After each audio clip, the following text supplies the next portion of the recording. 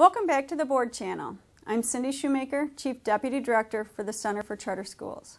Believe it or not, June is here, and I'd like to take this opportunity to remind you of some important upcoming dates and events. You're likely aware that next year's school aid budget has now been passed by the legislature and signed by the governor, which is the earliest we've had a budget in decades.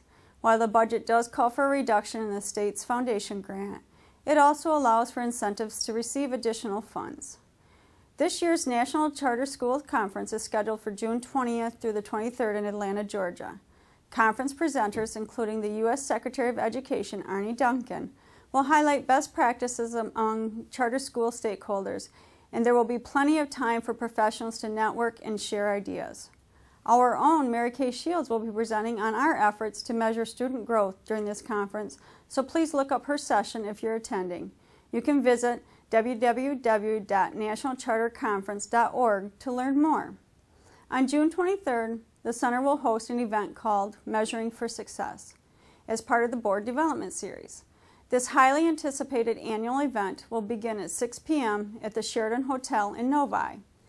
We will use this evening to present and discuss your school's academic performance report, and we'll be walking through the data and methods behind the numbers.